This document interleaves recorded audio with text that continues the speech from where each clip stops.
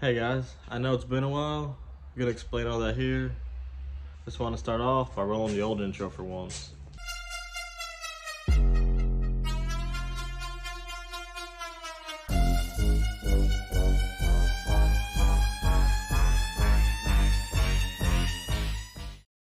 Alright guys, I know it's been a while and some changes have been made, but today we're gonna be installing some new carrier bearing and a new U-joint on the 9000. And if y'all enjoy this, don't forget to subscribe. I was looking at the numbers the other day and I think only 5% of the people that watch our videos are subscribed. So that would greatly help us out. And yeah, let's get to the action. Alright, what's up? You're up here with me, my view. I'm pulling the rear two diff bolts out. But I just figured while I was down here I'd talk about a little bit about what we've been doing. Like I said, it's just been cold. We rode one time for, what was that, New Year's at Tower Tracks. We might have a couple little clips we can throw in, but I mean, we didn't record much. It was dark the whole time. It was blaring the music. We were talking about going riding this weekend, Saturday night. But I mean, the low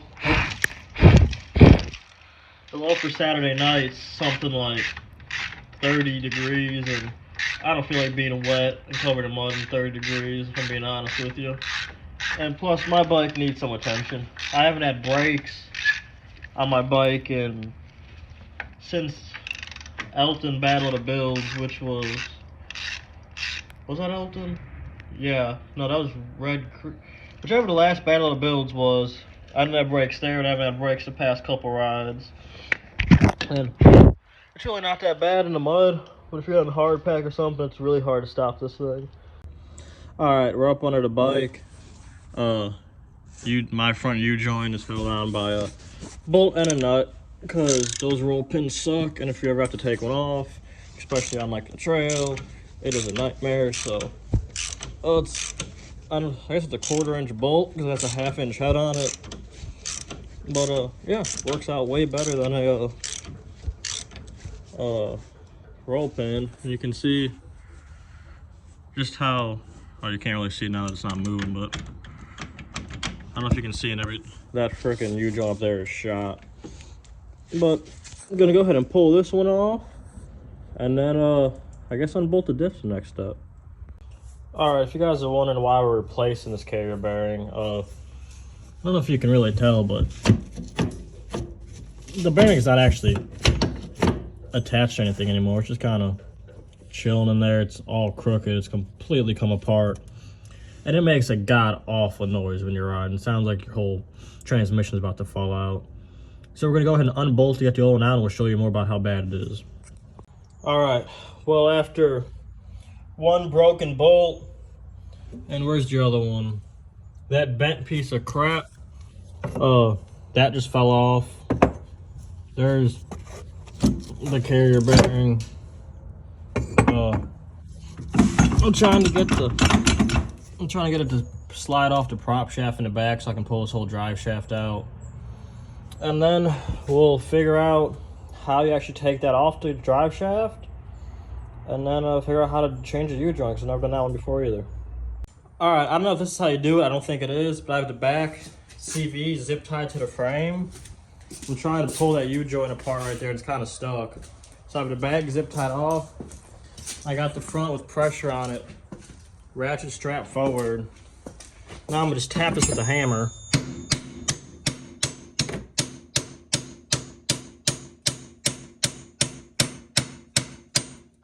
I don't know if you can see it, but it actually is moving. Get it. Some more pressure up here.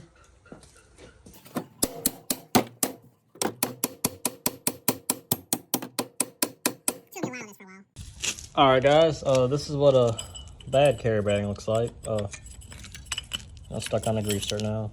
All the balls are somewhere in the bike. Yeah, it was cooked. That's what the new one looks like.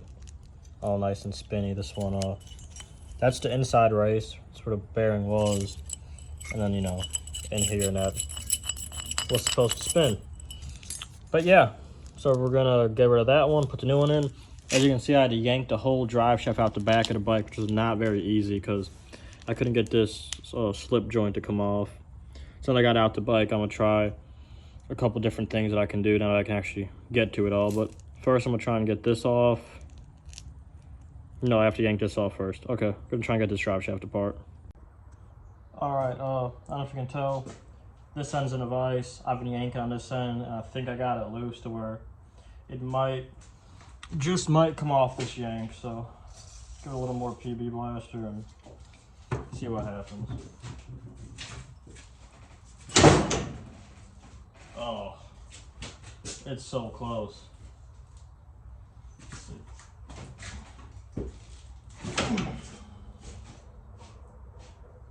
I mean,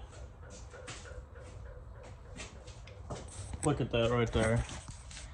It is so close. There's maybe 1/8 of an inch left in there.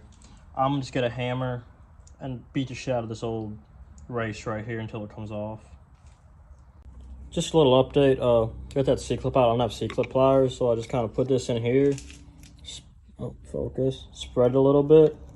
And I got that razor blade and got just behind enough to push it out. Now that it started coming out, should just be as simple as going around and prying it off. Might not be able to do it with one hand, but you get the point. It'll come off now. I'm not worried about bending this one. I have a new one to put on it, which putting on it, since it has this nice little slope button up there, shouldn't be hard. Just tap it on there evenly all the way around and it should pop right on. This is the shitty part about trying to make these videos and make them in one day. Just everything's a pain in the ass. That bearing is not coming off. So I just went to Home Depot and got a torch. So I'm gonna sit here and heat it up for a while, trying it to expand some, and then beat it some more with the hammer. I'll give you an update later. I'm out of breath, but it's off.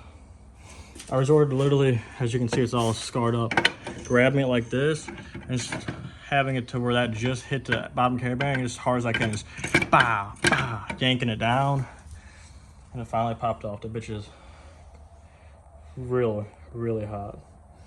But yeah, I'm gonna catch my breath because that was a pain in the ass. Throw some paint on that so it doesn't rust too bad, and try and get this new carrier bearing on.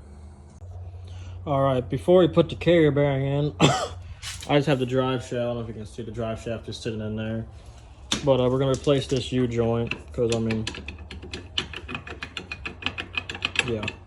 The way you replace these U-joints is these are the internal style clips. You can see a clip in there. This clip I already started hammering out, but all you do is you got your screwdriver on that clip, just like that, and just hammer it down. The clip will pop out. Then I'll show you how to pull the caps off and actually put a new U-joint in there. Well, I was trying to use the vise. It's kind of a press to push it out, which I mean, I don't know, it might have came out a 1/16 of an inch, but I guess I pressed too hard and it completely shattered the vise. So now I gotta buy a new vise, which is cool, and this thing's still just a floppy bit. I can put some heat on it and it yeah, I don't know, I'm gonna have to get a pipe and a big hammer now. I really don't know what I'm gonna do now because I don't have the vise to hold it, but we'll figure it out. All right, guys, it's been like a week and a half since the last video. I just really haven't had time, and it's been cold on the weekends. It's been like 30s. Right now, it's like in the 40s. Doesn't feel too bad. Got off work a little early, so I figured I'd get back on the old 9000. Where we left off is we have a broken bolt for the carrier bearing. So I'm about to go on the bottom, measure, and that side has a nut welded to it on this side. So I'm about to measure the distance from the holes, go underneath, drill a hole in the skid pan so I can get to the nut on the bottom, and then we're gonna just go ahead and I stopped at Tractor Supply, got some nuts and bolts. So I'm gonna go ahead and just nut and bolt it. But first we gotta drill a hole in the skid pan. All right, that's the hole we just drilled. As you can see, it was off a little bit, but you can see the nut right there. So, I mean, it's good enough to get to. Apparently they weren't actually lined up too good, but yeah, we're gonna break that nut off and then get up top and put these two new ones in. All right, guys, we're all done now. Everything's done. The drive shaft is in. The new carrier bearing is bolted down. I just have the bolts finger tight right now because I can't be on the top and the bottom, tighten them down at the same time. I'll wait for someone to get here and help me out. But the I don't know how well you can see, but the front diff is all bolted back in. Prop shaft on it has the pin going through, or in my case, it's a bolt. Mine had bolt on when I got it. And bolts are just easier. You don't have to try and drive a pin out. But no longer have any play in the drive shaft. For the life of me, I could not get this slip on, so I ended up heating this up pretty good. Ended up sliding on, but you can see the new carrier bearing looks good in there. Like I said, the bolts are just finger tight until I can get somebody to hold the top so I can tighten the bottom. We're on the snorkel shaft, and yeah. Little preview of the next video. I got the roof back today from getting rhino lined. So the roof's all rhino lined. I ordered some speakers. They should be here Monday. So next week, gonna start getting the roof all put together. So look forward for that video and many more to come. Peace.